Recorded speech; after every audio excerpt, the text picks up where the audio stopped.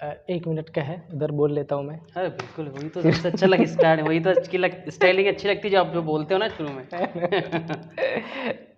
वो कहते हैं ना कि शब्दों की माला को पिरोना इनका खास हुनर है, और अगर कभी शब्द कम पड़ जाते हों तो एक खास सलीका है इनके अंदर, खास इमोशन है इनके अंदर, जिसको ये अपने चेहरे से, अपनी आंखों से पेश कर देते हैं और लोगों का दिल जीत लेते हैं। ऑलमोस्ट 14 ईयर्स का थिएटर का इनका एक्सपीरियंस है, और बहुत ज़्यादा मैं नहीं बोलूँगा कि बहुत ज़्यादा मेरे को उनसे ही सुनना है। तो मैं स्वागत करता हूँ अपने बड़े भाई रोनी सर का, जिनको मैं आज तक रोनी सर के नाम से ही जानता था। तो रोनी सर, सबसे पहले तो ये कि प्रोफेशनल बातें बहुत करेंगे अपन, पर्सनल बातें भी काफ़ी करेंगे। सबसे पहला आपका खास इंट्रोडक्शन, आपकी जवानी हमारे व्यूअर्स के लिए। रियल एकदम। हाँ, एकदम रियल वाला। मेरा असली नाम तो प्रशांत सिकरोदे है, और मैं खंडवा का हूँ, और जन्म तारीख में भी 2 इश्यू है। अच्छा।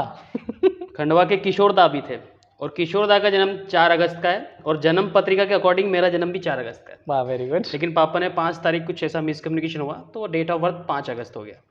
वरना मैं खंडवा का हूँ, किशोर दा की नगरी का हूँ, किशोर दा के जन्मदिन के दिन में पैदा हुआ। वाह, बहुत सारी क्वालिटीज़ किशोर दा वाली है। प्रशांत सिकरोदे असली नाम है। थोड़ा सा स्टार्टिंग में लाइफ में वो कहीं डांस कंपटीशन में या किसी भी कल्चरल इवेंट में इस प्रकार में नाम का इशू ज़्यादा था, लोग प्रोनाउंस करने प्रशांत सिकरोडे ये वो, तो मेरे को रॉकिंग एक नाम चाहिए था डांस की फील्ड में या एक्टिंग की फील्ड में, तो फिर रोनी रोनी करके, जिसको स्टेज नाम बोलते हैं हाँ, बेसिकली। तो मैंने खुद ही अपना नाम सोचा कि रोनी। अच्छा, ये नाम भी आपने खुद ही मैंने सेलेक्ट खुद ही किया है? सोचा। क्या बात है। 15-16 साल की उम्र में मैंने फिल्म देखी अमिताभ बच्चन की, याद नहीं आ रही कौन सी फिल्म थी, हाँ। इनकलाब पिक्चर थी, इसमें उसका नाम रोनी था। हम्म। उसका डायलॉग था, रोनी हर धड़कन के साथ खतरा पकड़ता है। ओह। तो मैंने अपना नाम रोनी रख लिया। और मैंने स्टेज पे एक दिन गया डांस, पहले मैं डांसर था। अच्छा, ओके। 16 साल तक तो मैं डांसर रहा, क्या बात है। और थिएटर का अंदर चल रहा था, लेकिन एज अ डांसर मुझे लोग खंडवा में पहचानते। तो मैंने एक दिन गया, मैं कहा क्या नाम लिखना है, मेरा फ्रेंड था साथ में हिमांशु, मैं कहा रोनी लोवंशी लिखो, ओके। और मैं जीत गया, और वाह। वहाँ से रोनी लोवंशी फेमस हो गया। क्या बात है। अच्छा रोनी सर, आपने पुरानी मूवीज की बात कर दी। हाँ। वैसे तो क्वेश्चंस और भी डिफरेंट सारे, बट मैं पहले इस क्वेश्चन पे ही आ जाता हूँ। मैंने आपके जवानी ही सुना था एक बार कि जो कैरेक्टर्स होता है, लाइक आप प्ले करते हैं बहुत सारे कैरेक्टर, कई बार आप कॉमेडी प्ले करते हैं, कई बार इमोशंस प्ले करते हैं। लोगों में एक मिसकम्युनिकेशन जाता है, जब आप बहुत अच्छा इमोशन दे रहे होते हैं ना, तब भी लोगों को लग रहा होता है कैरेक्टर प्ले कर रहा है। जब आप सच में इमोशनल होते हैं, कोई ऐसा सिचुएशन हो जाए अपने पर्सनल लाइफ में, लोगों को तब भी लगता है अरे ये तो कैरेक्टर ही प्ले कर रहा होगा। तो आपके जवानी ही मैंने ऐसा सुना है कि कई बार लोग सच में नहीं पहचान पाते हैं। क्या है बेसिकली ये, कैसे होता है ये? वही है ना कि आर्टिस्ट के साथ ये दुखी रहता है, दुखी है कि वो आप रियल में भी अगर आपको कोई, आप परेशान हो या आप दुखी रो रहे, तो लोग ड्रामा कर रहा होगा, है ना। आपको कोई छोड़ के भी जा रहा, आप बोलो कि नहीं मैं आपके बिना नहीं रह सकता, तो ड्रामा कर रहा होगा, ड्रामेबाज अरे वो एक्टर है, ड्रामेबाज कर सकते हैं। आंसू निकलते हैं, स्टेज पर भी आ जाते हैं, और रियल लाइफ में भी आंसू आते हैं। तो एक ड्रामा था अपना, उसमें वो माँ मर जाती है, तो रोता है बेसिकली एक्टर जो मैं कैरेक्टर प्ले कर रहा था। तो वो आंसू तो असली थे, लेकिन कैरेक्टर पे उस टाइम पे रोल में वो आंसू निकल रहे हैं, लोगों की आंखों में भी आंसू निकल रहे हैं, लोग तालियां बजा रहे हैं, तो कहीं ना कहीं हमारे इमोशन को हम कहीं और ट्रांसलेट करके फिर वो कर देते, ट्रांसफर कर देते, पुरानी कोई याद को ताज़ा करके आंखों में आंसू निकाल के वो पूरा फिर सीन बन जाता है। वो एक्चुअली में ऐसा होता है ना, जैसे आपने कोई कैरेक्टर बहुत अच्छा प्ले कर दिया, तो लोगों के मन में आपकी एक इमेज बन जाती है कि यार ये बहुत अच्छा प्ले करता है। तो सच में अगर आपके लाइफ में कभी कुछ दिक्कतें हो भी, तब भी लोग उसी चीज को अज्यूम कर लेते हैं कि हाँ ये, हाँ, वो लोग सीरियसली नहीं लेते कि आप, और वो एक्टर के साथ होता है भी कि आप कोई भी परेशानी में हो, दिक्कत में, क्योंकि आप फन करते हो, तो लोगों को यही उम्मीद रहती है यार कुछ मजा हो जाए, चाहे आप घर से आपका मूड ऑफ हो, लेकिन आप जब लोगों से मिलते हो यार रोनी आया तो कुछ मजे की बात हो जाए, वो भी करना पड़ता है सहन कि हाँ चलो ठीक है, उसको क्या पता बेचारे को। अच्छा, ये थिएटर्स में जो प्ले करने वाले लोग होते हैं, हाँ, मैंने एक खास इंटरव्यू देखा था, उसमें कहीं ऐसा सुना था कि जो रोने का होता है बेसिक, बहुत सारे एक्टर्स उसको नहीं कर पाते, तो वो कुछ यूज करते हैं, लाइक आंख वाँख में डाल लेना ताकि वो आंसू दिखा पाए। हाँ, ये ऐसा क्या होता है ये? थिएटर में अलग अलग वैरायटी है आंसू निकालने का, जैसे कि आप थिएटर में कुछ लोगों वो लगा लेते हैं विक्स। हाँ, विक्स को आप बहुत अधिक मात्रा में यहाँ लगा लो, तो आपकी आंखें से मिचने लगती है, और थोड़ी बहुत लाल हो जाती है, और थोड़ा सा सैडली सीन लगता है कि और दुख है, आंसू वगैरह आना शुरू हो जाते हैं। और एक फिल्मों में तो ग्लिसरीन यूज़ होता है, और बहुत अच्छे एक्टर जो होता है वो पुरानी कोई याद को ताज़ा कर लेता है और उस वक्त वो आंसू निकाल लेता है। लेकिन वो भी बोला था एक्टिंग में, वो भी फिर ड्राई हो जाएगा। आप एक ही याद को यार, मान लीजिए कि किसी की माँ नहीं रही इस दुनिया में, और बार बार वही सीन याद करते, मेरी माँ नहीं रही, कितनी बार रोगे आप? कितनी बार फिल्मों में आप, अगर आपने 50 फिल्में करी तो कितनी 50-60 बार 100 बार रो नहीं सकते। अच्छा, तो बेसिकली आप ये कह रहे हैं कि अपना कोई जो लाइफ का खराब मोमेंट होता है, हाँ। उसको याद करते हैं और फिर उस इमोशन में डूब जाते हैं। हाँ, वो भी आप कितनी बार यूज़ करोगे? हाँ। वो भी एक ड्राई हो जाता है कुछ दिनों बाद, तो उसको भी आप बहुत ज़्यादा यूज़ नहीं कर सकते। एक्टर लोग यूज़ करते हैं, लेकिन मैं मानता हूँ कि वो भी एक टाइम में ड्राई हो जाता है, क्योंकि वो इमोशन आप बार बार नहीं दे सकते। बार बार नहीं कर तो सकते। सबसे अच्छी तरीका होता है मेथड एक्टिंग। हाँ। मेथड एक्टिंग में आप डूब जाओ, उसी टाइम उस वक्त उस इंसान को मान लो, उसके दर्द को अपना दर्द सुनो, समझो, ज़रूर आएगा, रोना भी आता है, सब कुछ आता है और असली लगता है। क्या बात है। तो ये जो आपने मेथड एक्टिंग बताया, इसके बारे में कुछ और ख़ास बताएंगे, क्या होता है ये? मेथड एक्टिंग, बलराज साहनी साहब ने सबसे पहले रिक्शे वाले का रोल उनको मिला, तो उन्हें रिक्शा चलाया 1 महीना बम्बई में। अच्छा। बलराज साहनी साहब लेके आए। उनके पहले भी बहुत बड़े हॉलीवुड में बहुत सारे एक्टर हुए हैं। बलराज साहनी साहब के दिलीप कुमार साहब को बहुत अच्छे से जाना जाता है मेथड एक्टिंग के लिए। मेथड एक्टिंग का मतलब होता है कि यदि आपको कोई रोल दिया है, मान लो अगर आपको एक सब्जी चलाने वाले या मजदूर का रोल दिया है जी। तो वो पर्टिकुलर एक्टर वो 15-20 दिन या 1 महीना मजदूरों के साथ रहता है। अच्छा। वैसा जीवन जीता है, उनकी गरीबी, उनकी परेशानी, उनकी स्थितियों को समझता है और फिर सेट पे आके वैसा बिहेव करता है। ओके, तो मेरी बहुत ज़्यादा समझ तो नहीं इसके बारे में, लेकिन जितना समझ पाए हो तो खासियत ये होती है कि आपको जो कैरेक्टर दिया गया आपको हाँ। उसमें जीना है, और उसके लिए आप बाहर ऑब्जर्व करते हैं और उस समाज में जीते हो, उस दुनिया में, उनकी दुनिया में जी के वापस आते हो, तो अच्छी एक्टिंग होती है। तो आप एक्चुअली समझ गए होते हैं कि वो क्या हाँ, था, उसका वो दर्द कैसा था। अब एक किसान का दर्द समझने के लिए आपको किसान के साथ रहना पड़ेगा रहना 1 महीना। पड़ेगा, हाँ, तो है ना? वो बलराज साहनी साहब करते थे, दिलीप कुमार साहब करते थे, और भी बहुत लोग, इरफान खान, नवाजुद्दीन, सब ये वही प्रोसेस बड़े करते हैं, जो भी। मनोज वाजपेयी सर। ओके, तो मुझे अच्छा लगता ठीक है। अच्छा रवि सर, मैंने आपकी बहुत सारी प्ले देखी है लास्ट 3 इयर्स में आसपास। एक खास प्ले देखा था जब आपने बॉर्डर से रिलेटेड दिखाया था। दूसरा प्ले एक और दिखाया था आपने जिसमें एक एक्सीडेंट होता है, लोग आसपास खड़े होते हैं, बच्चों के थ्रू आपने प्रेजेंट किया था, लोग आसपास खड़े होते हैं, लोग बचाने नहीं जाते हैं, सेल्फी ले रहे होते हैं, और ये मेमोरी में कहीं ना कहीं बैठ गया था। I was about to cry जब मैं वो देख रहा था।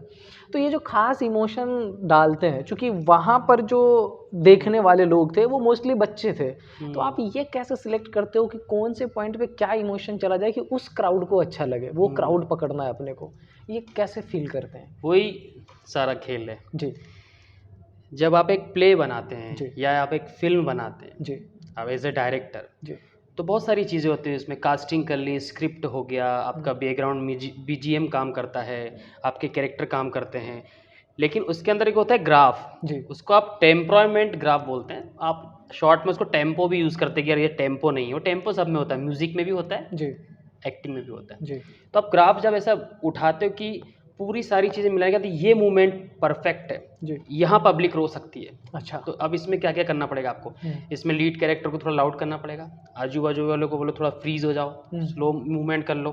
और कहीं ना कहीं थिएटर में हम उस पर्टिकुलर मूवमेंट को उठाते हैं, तो वहाँ थोड़ी देर के लिए सीन पे बहुत ज़्यादा एनालिसिस किया जाता है, उसको ग्राफ बोलते हैं, और तभी वो चीज़ें दिल पे हम बैठ के देखते हैं कि ये दिल को छू पाएगा। ओके। तो वैसा पूरा तो मतलब बेसिकली ऐसा कि पहले खुद ही फील किया, अगर हमें लगा कि ठीक लग पा रहा है तो अपन अज्यूम करते कि हाँ सामने वाले को, फिर उसमें जान डाला प्रॉपर। मैं अगर डायरेक्टर देख रहा हूँ पूरी, मैं तो रोज ही देख रहा हूँ ड्रामा, लेकिन 8 दिन की प्रैक्टिस में कहीं एक दिन मुझे लग गया, दिल पे लग गया, मैं समझ जाता हूँ कि ये ऑडियंस में रो सकती है। अगर मैं थोड़ा सा दुखी हो सकता हूँ तो ऑडियंस रो सकती है, मैं फिर उतना उनका क्वांटिटी निकाल लेता हूँ कि हाँ इनको कितना फ़र्क पड़ेगा। Okay okay. अच्छा, मेरे को एक और ख़ास प्ले याद आ रहा है, और लकीली मैं भी था उसमें, और आपसे हमने कुछ सजेशन लिया था, तो आपने बोला था कि जो बेस्ट पॉसिबल है ना, ओवर एक्टिंग वो कर।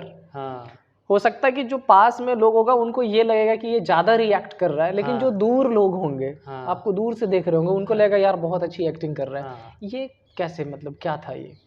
देखिए बहुत टाइप की एक्टिंग होती है जी बहुत प्रकार का थिएटर होता है जी पूरे वर्ल्ड में। मान लो अगर पूरी दुनिया में 200+ कंट्रीज़ है, जी फिर उनका कंट्रीज़ का अलग अलग फॉर्म, अलग अलग थिएटर, जी।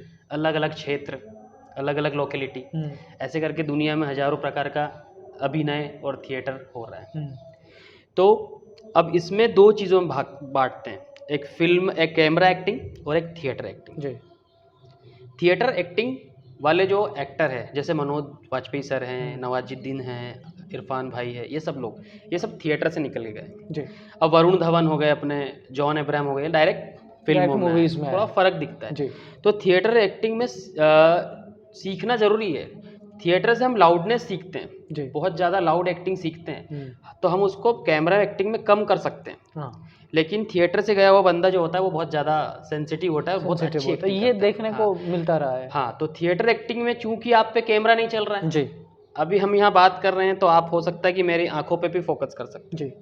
तो मैं आंखों से इमोशन दे सकता हूँ कि विश्वासघात कर दिया। लेकिन थिएटर में आपको इंसान पूरा देख रहा है, हाँ, पैरों से लेके सर तक जी। और आपके पीछे जो 12 लोग खड़े हैं उनको भी देख रहा है जी। वो स्वतंत्र है, वो किसी को भी देख किसी को भी देख सकता है। तो सबको फुल टाइम फुल फ्रेम में रहना है और थोड़ा लाउड करना है ताकि पीछे वाले को भी अच्छे से क्लियर समझ में आए।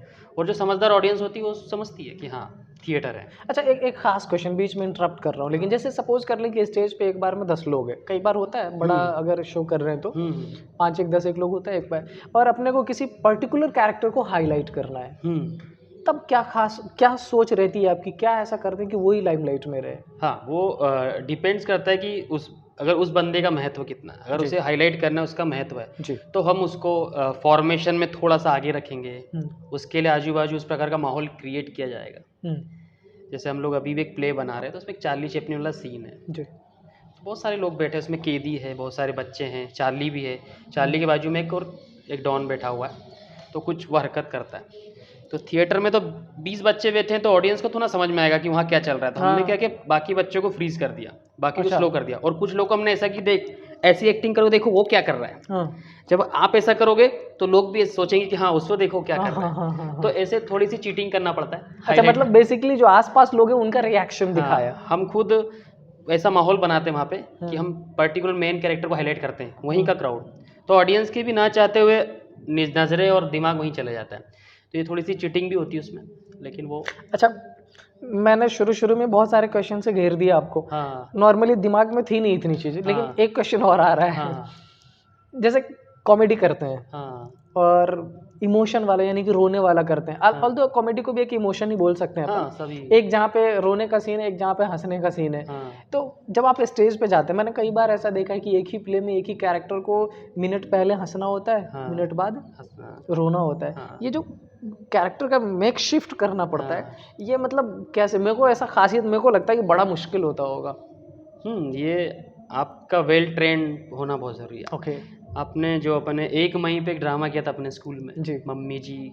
हाँ, उसमें हमने संस्था दिखाई थी कि संस्था हमारी माँ के समान है। तो उसमें आपने देखा हो कि एक मेरा रिश्तेदार मर जाता है और मैं रो रहा होता हूँ बहुत फूट के, और सब ऑडियंस ताली बजा रही थी, और 1 सेकंड में जैसे ही बॉस आके मेरी हेल्प करते और मैं सीन में चेंज हो जाता हूँ और एकदम नरेटर बन जाता हूँ। हाँ, ये तो देखते आगे सीन में क्या होता है। तो देखिए लोगों ने 2 सेकंड में शिफ्टिंग हो गई। आप वेल ट्रेंड हो, मतलब अगर आप बहुत अच्छे ट्रेंड एक्टर हो तो ये कर सकते हैं। और मैं क्राउड में था। हाँ। आप स्टेज पे चेंज कर रहे हैं कैरेक्टर, हम क्राउड में चेंज हो रहे हैं। हाँ। आपको देख के रो रहे हो तो इमोशंस डीप जा रहा है। हाँ। वो एक समय के बाद हम लोग खेलने लगते हैं ऑडियंस के साथ। अच्छा। मुझे पता है कि मैं बहुत ज़्यादा इमोशनल हूँ। हाँ। और मैं एकदम से चेंज होऊंगा ना तो लोग इसको भी इंजॉय करेंगे। उतने 2 नैनो सेकंड का जो शिफ्टिंग है मैं वो भी लोगों को दिखाना चाहता हूँ। इसलिए आप वही देख पाते हो जो मैं दिखाना चाहता हूँ। तो मैं चाहता हूँ कि हो सकता है ये 2 सेकंड में तो शिफ्ट किया, लोग इसको भी इंजॉय करेंगे, देखो रोनी ने कितना सही चेंज किया यार, तो ये भी मैं दिखाना चाह रहा था इसलिए आप देख पाए। अच्छा, एग्जैक्टली। हाँ, वो भी एक मतलब वो पार्ट है, उस एक्टिंग का पार्ट है। कभी जब भी देखो बहुत टाइप के एक्टर होते हैं। हाँ। एक दुनिया में ऐसा एक्टर था कि देखो मैं कितनी अच्छी एक्टिंग करता हूँ, ये भी दिखाते लोग स्टेज से, और करके दिखा रहे होते कि मैं ये करता हूँ। ऑडियंस को मैं विश्वास दिलाऊं कि देखो मैं कितना अच्छा एक्टर हूँ। हाँ। तो उसकी एक्टिंग के साथ साथ वो भी चलते रहता उसका ईगो।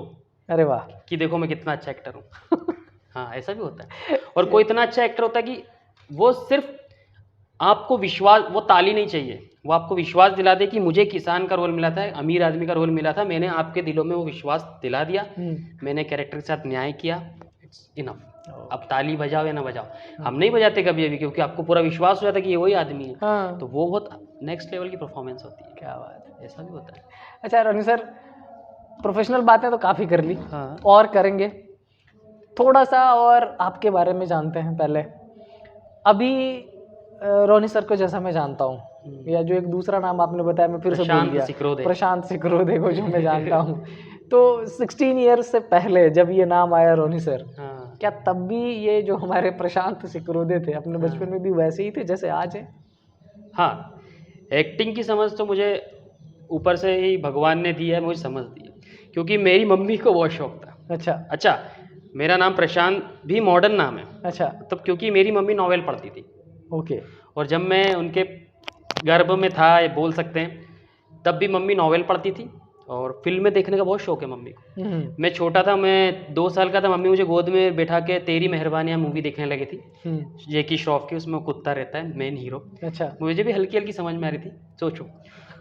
और मैं 10 साल की उम्र में, जो लोग कार्टून देखते हैं, शक्तिमान देखते हैं, मैं रात को बैठ के, ये रात में देखना, DD1 पे 90s में दूरदर्शन पे रात को ओमपुरी की फिल्में आती थी, आर्ट फिल्में आती थी, अर्ध सत्य वगैरह टाइप की। अच्छा, हम वो देख रहे हैं, मैं, मम्मी बोल रही है तू क्या कर रहा है 10 साल की कार्टून उम्र में। देखने की उम्र में, तो ये फिल्में क्यों देखते रहता है? मुझे ही नहीं समझ में आता कि मैं क्यों देख रहा हूँ। ये ऊपर वाले की देन थी। हाँ, और मुझे ये समझ में आया 12 साल में कि हाँ यार, ये जो जितेंद्र मिथुन चक्रवर्ती, ये तो सिनेमा है, हाँ हाँ, लेकिन सिनेमा ये भी है जो हाँ, रियल है। जो रियल है। और वो आज सारी बातें सोशल मीडिया पे सबको पता चल गई, जो मुझे एनालिसिस होता है, आप सब लोग जानते हो चीज़ों एग्जैक्टली, को। सब भी जानते हैं उस चीज़ सबको को। पता है रियल सिनेमा क्या है, पैरेलल सिनेमा क्या है। कमर्शियल सिनेमा चल रहा है, जितेंद्र साहब, मिथुन दादा, धर्मेंद्र चल रहा है इधर, वीरू दादा पिक्चर, डिस्को डांसर, इधर पैरेलल सिनेमा चल रहा है, रियल एक्टिंग, नेचुरल एक्टिंग। अच्छा, तो उसको पैरेलल सिनेमा हाँ, सिनेमा बोलते हैं। पैरेलल सिनेमा जो चल रहा था साइड में, हाँ हाँ, आज वो मेन हो गया। ओके, आज देखो वेब सीरीज में, एग्जैक्टली, अब स्टारडम की कुछ नहीं है, कोई चेहरा नहीं है, आप अगर अच्छे एक्टर हो एक्टर हैं, तो आप फेमस हो। और कुछ खास नाम, मतलब लास्ट डिकेड में देखें कुछ खास नाम चर्चे में रहा है हाँ, इसकी और वजह सबसे से। अच्छे एक्टर जैसे इरफान खान साहब। मतलब एक बात मैं अपनी तरफ से ऐड करना चाहूँ कि मुझे एक्टिंग कब लगा कि मुझे एक्टिंग ही बहुत अच्छी चीज़ होती है, मेरे को इसमें करियर बनाना चाहिए, यार एक्टिंग तो ये होती है। जिस दिन मैंने इरफान खान को देखा, इरफान खान को मैंने देखा चंद्रकांता में, 90s के दौर यस में। यस यस यस, और मैंने उसी वक्त, मेरी उम्र होगी 12-13 साल, और मैंने उसी वक्त सोच लिया कि ये बहुत बड़ा एक्टर बनेगा, मैं बोल रहा हूँ। और बाद में इरफान खान साहब फिर बड़े पर्दे पे आए, और वहीं से वो मेरी पसंद है। वो मेरा उनका रिलेशन, अगर पर्दे पे, वो मेरे गुरु बोल सकता हूँ, एकलव्य समझ के जो एक्टिंग सीखी, क्या बात है। उनका मेरा रिलेशन 20-30 साल पुराना है। तो इरफान खान साहब से ही वेरी मैंने, अनफॉर्चुनेट है अपन की वो नहीं है हमारे नहीं साथ। है वो, और बस वो ही कभी भी ऐसे सपने में आ जाते थे कि मैं हूँ, और वो एक्टिंग स्कूल में आए, मेरे पास बैठे हुए हैं और मुझे कुछ सिखा रहे हैं, और उनको देख के ऐसा था पर्दे पे नहीं, मेरे सामने एक्टिंग कर रहा है वो बंदा, मुझे ऐसा लगता था। और मैं बहुत सीखा, और मेरे को लगा नहीं, एक्टिंग इसको बोलते हैं, अपने को इनके जैसी एक्टिंग सीखना है। नहीं तो पीछे तो हम लोग कर ही रहे थे, कॉलोनी में ड्रामा कर रहे हैं, लोग ताली बजा रहे हैं, छोटा मोटा प्ले कर लिया अपने आप को कि बस।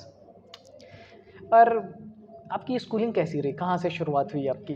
स्कूलिंग भी बहुत अच्छी रही मेरी। हाँ, मतलब पापा ऐसे शिक्षा को लेके जागरूक ही थे। उन्होंने पहले प्राइवेट स्कूल में पढ़ाया, उतनी उनकी आर्थिक स्थिति ना अच्छी होने के बाद भी प्राइवेट स्कूल में उन्होंने पढ़ाया हम तीनों भाई बहनों को। वो अपने एंड से बहुत हाँ, ही कोशिश करी। आर्य समाज स्कूल था खंडवा में, अच्छा स्कूल था जी। 5th तक वहाँ पढ़े, फिर उसकी आर्य समाज की दूसरी ब्रांच आती है 5 to 8 दूसरी जगह जी। रमा कॉलोनी में, फिर वहाँ पढ़े। 8th के बाद फिर मैंने जिद करी कि मैं गवर्नमेंट स्कूल में पढ़ना चाहता हूँ। फिर मैं नेहरू स्कूल में पढ़ा 9-10, और फिर 10th के बाद मैं इंदौर चले गया, फिर इंदौर में पापा ने पढ़ाया।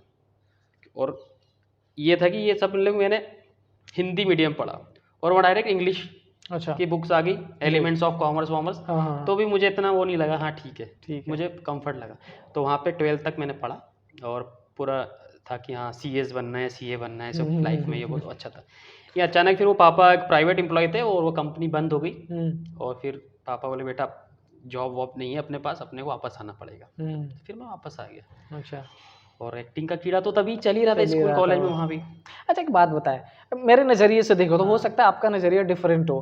मोस्ट इनसिक्योर फील्ड मेरे को लगता है ये एक्टिंग वाला है, क्योंकि इतना आसान नहीं है, बहुत रश है इसमें, फिर भी आपने चूज़ किया इसको। मतलब एक तो पैशन था आपका कि चलो मेरे को एक्टिंग करनी है, उसके अलावा क्या ऐसा था जिसने आपको टोटली एंडोर्स कर दिया, नहीं अब तो यही करना है, दूसरा कुछ करूँगा ही नहीं? पापा को यही बोला था कि मुझे एक्टिंग पसंद है, क्योंकि मैंने एक ज्वेलरी की शॉप भी डाली, इमिटेशन ज्वेलरी, जो नकली ज्वेलरी होती है, वो भी दुकान डाली।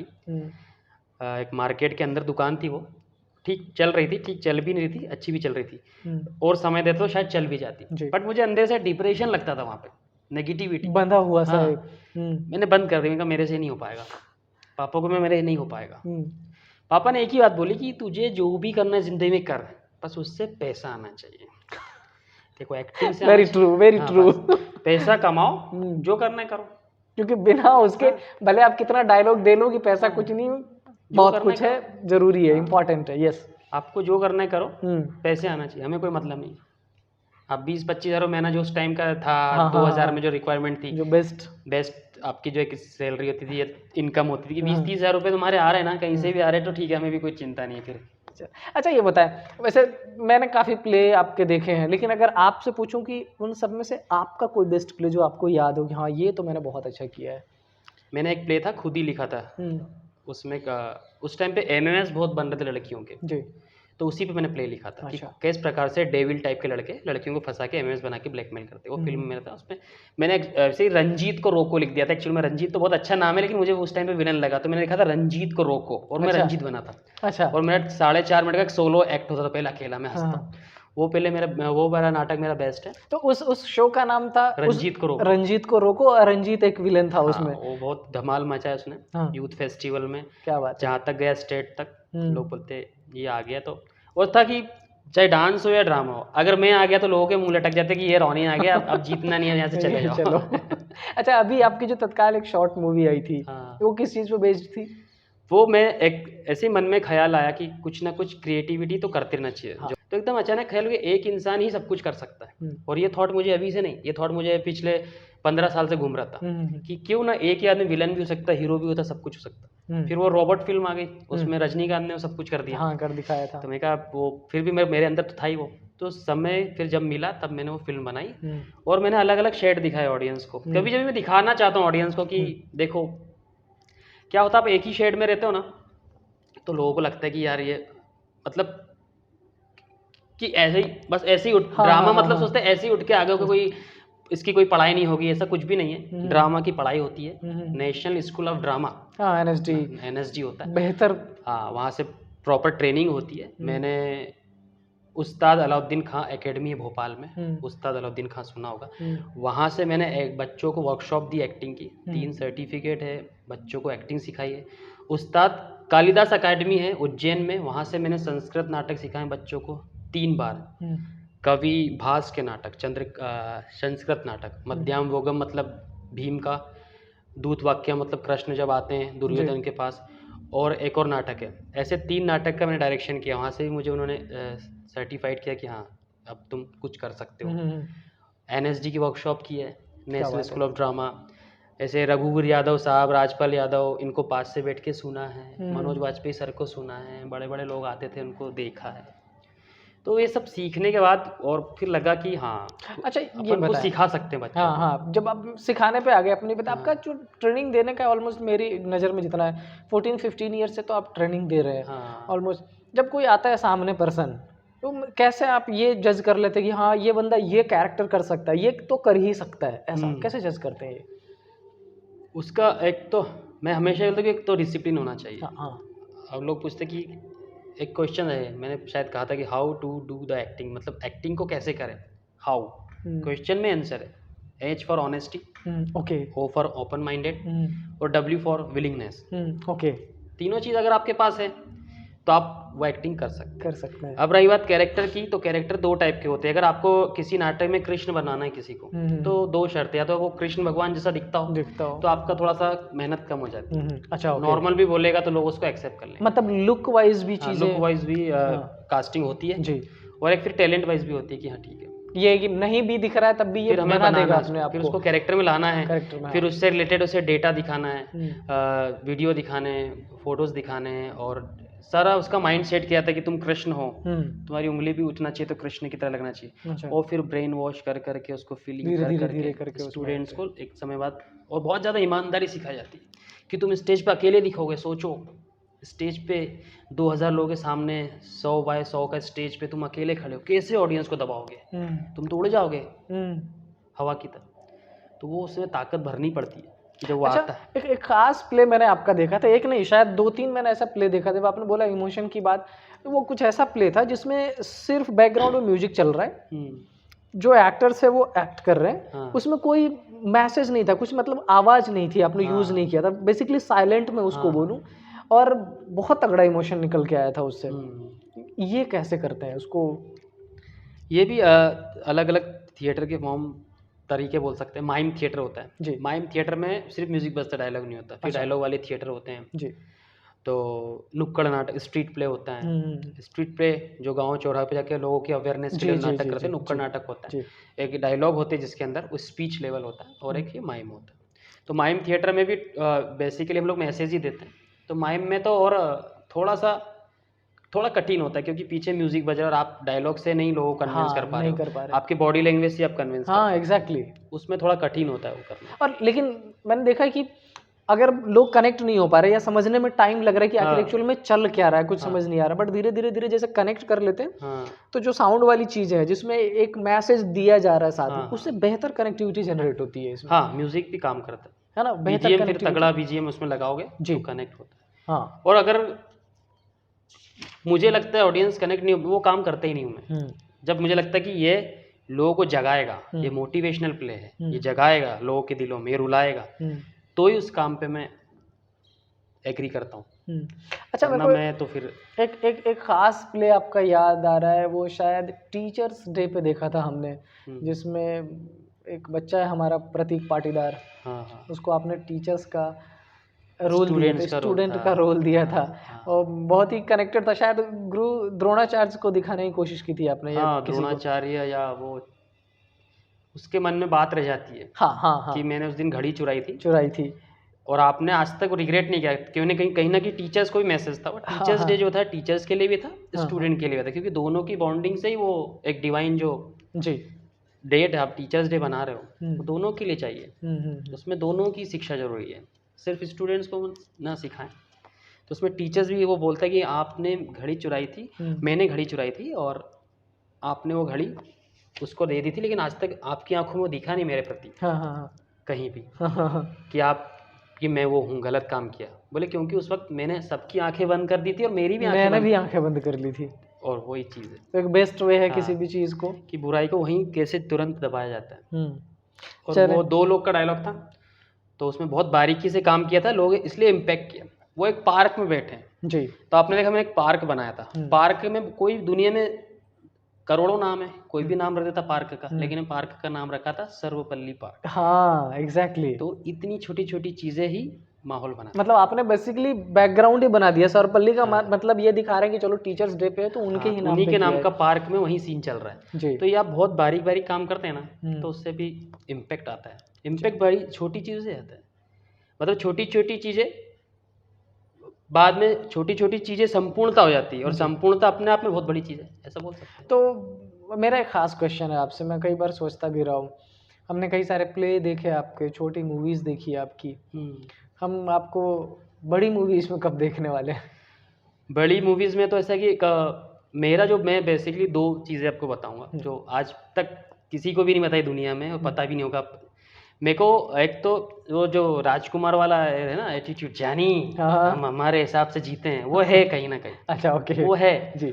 और बचपन से ही मुझे सब कुछ इतना अच्छा मिला, बहुत ज़्यादा फैमिली अच्छी मिले, अच्छी स्कूल मिली, अच्छे बॉस मिले, कलाकार नहीं वो तो मैं टिकना मुश्किल हो जाता। कलाकार बॉस मिले, वो इतनी अच्छी स्कूल मिली, सब कुछ अच्छा ही मिला मुझे, हमेशा अच्छा ही मिला, बहुत कम स्ट्रगल करने गया। थिएटर में भी जाता था तो पार्ट टाइम जॉब करता था। तो मैंने बोला दादा मैं 9 बजे आऊँगा, सब लोग 7 बजे आते थे। ठीक है बेटा ओके, मेरा सीन आखिरी में रखना। अच्छा, तो ऐसा सब मिलता गया।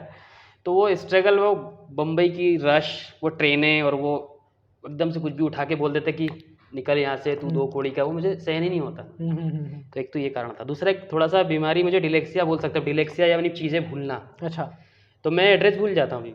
आकाश तो मेरा कितना अच्छा दोस्त है, उसके घर जब भी जाता हूँ तो मैं बार बार भूल जाता हूँ कहाँ है घर। अच्छा, मतलब मुझे सिर्फ एक ही बीमारी, मुझे पता और घर याद नहीं रहता है, बहुत कम मैं धुन में निकल जाता हूँ, गाड़ी रख के भूल जाता हूँ। ओके, अब ऐसा तो नहीं कि अपना घर भूल जाऊंगा, कुछ चीज़ें तो बहुत ही अनकॉन्शियस माइंड में होती है, लेकिन आपके कभी घर गया मैं और मेरे को 1 साल बाद और जाना रहा तो मैं भूल जाऊँगा। तो वो मुझे भूलने की बीमारी थी, इसलिए मैं ज़्यादा स्ट्रगल नहीं कर पाया मुंबई में। और एक ये थोड़ा सा हाँ हाँ, वो है कि अपन जैसे हैं वैसे हैं। हाँ, वही। ये अच्छा है। चलिए अब अपन एंड में मैं कुछ रैंडम क्वेश्चंस है आपके लिए। कुछ खास ऐसा लाइक एक पर्सन जो आपकी लाइफ में हमेशा कभी भी दिक्कत में रहे हो तो आपके आसपास रहा हो, या मैं यूँ सिंपल पूछ लूँ कि कोई फेवरेट पर्सन आपका? फेवरेट तो हमारी मौसी जी। हाँ। मौसी जी को तो हम तो वही हमारे लिए भगवान है। अच्छा अच्छा। हमारी भगवान है वो।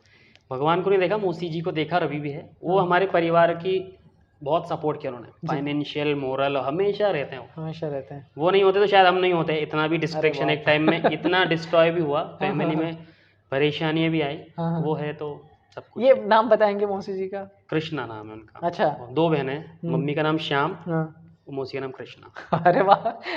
तो तो मौसी जी जो भी है रिस्पेक्टेड, हाँ वही। उनके लिए कुछ खास मैसेज यहाँ से? यहाँ से तो ये मौसी जी से ही हम लोग उन्हीं को देख के बड़े हुए, वो हमारे परिवार की पूरी ढाल है। हम तो चाहते कि वो हमेशा हमेशा रहे। चलो God grace by God grace हमेशा रहेंगी।